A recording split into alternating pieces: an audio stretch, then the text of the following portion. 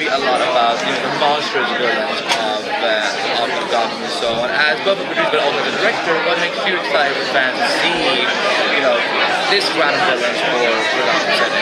I was really nervous at the end of last year of like spilling monsters out into the city, because it's kind of like we've never been a monster show. But I think with Professor Strange and all his abilities, it kind of like organically allowed us to not create CG type people but actual real people with it's kind of like that old 1920s freak show, you know what I mean? And as long as we could keep our feet on the ground and make these things believable, I was into it. And what it's done for the show now is it goes further into creating a world where a vigilante like Batman is needed because the city is out of control. Accelerating Batman in some form or another, right? Because I know in the beginning it was like, no Batman.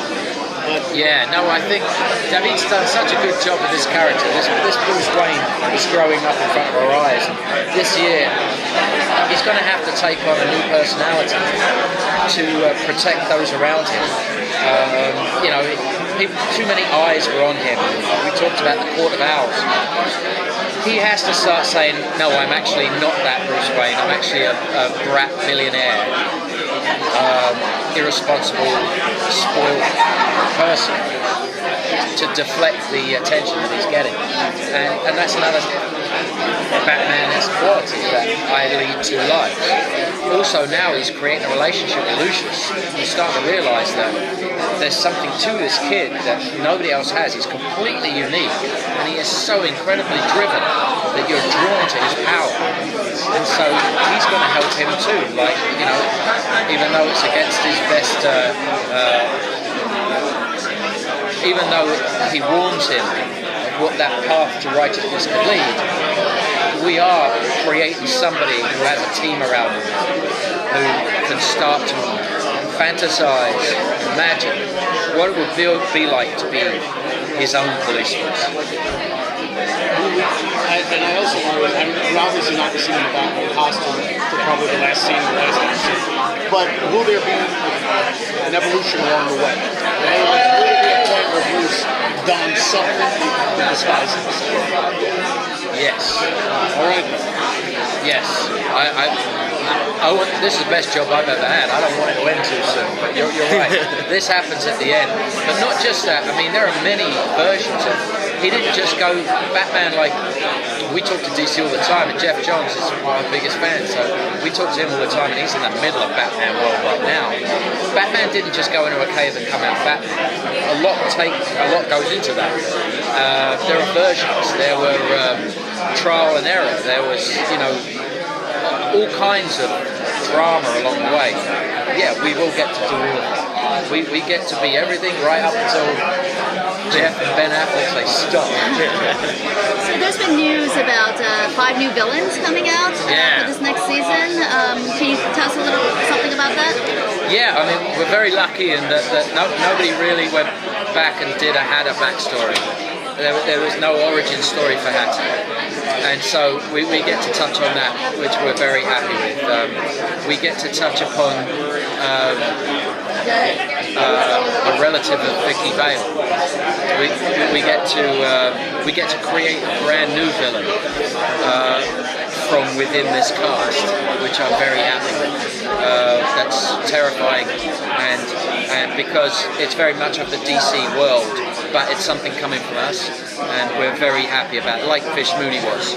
So we have a new version of that also, and we get to continue on our path of Ivy and where her mindset came from. Could you, since you brought her up, could you tell us a little something about that too? Because I understand you're replacing the old Ivy with the new one. I wouldn't say replacing. Not replacing. Okay, sorry. Scratch those words out. If you could elaborate on that a little bit. I think we talked a lot about that. There were a few Ivy origin stories, but DC they never really landed on one, and it was left up to us to because Claire was so young, we could go anywhere we wanted to with it.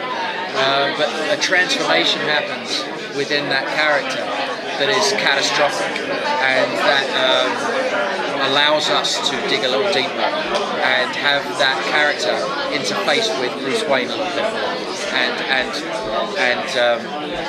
Cat.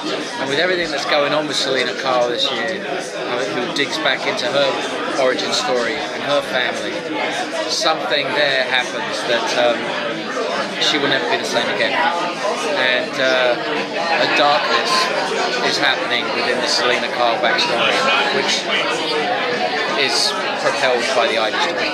So that it's great that as Bruce goes off and does his thing, Selena is left to do her thing and ends up going down a darker path. By the end of the season, the Cat we thought we knew has changed forever. You guys bring in Matt out of this season. With someone like him coming in, can you see any possible dynamic that he may have with someone like Enigma or Penguin? Absolutely.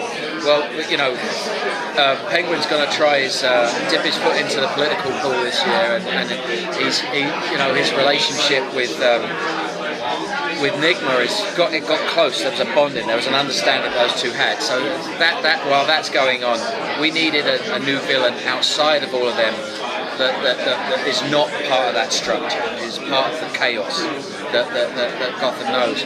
When Hatter comes to town under a ruse of something else, his nefarious plan is horrific compared to everybody else. So he's a guy that we learn where he came from, why he came from, what he's looking for in Gotham, how he intends to get it. The damage he does along the way is catastrophic. Thank you. Also, a huge fan of your work on Lamar people. Oh, thank you. Yeah, I'm still so bummed at the end, but yeah, I was. So is I. Me and Belanti always say the same. When we bump into each other, like that's the one. I saw Peyton yesterday. Oh, really? Yeah. Love.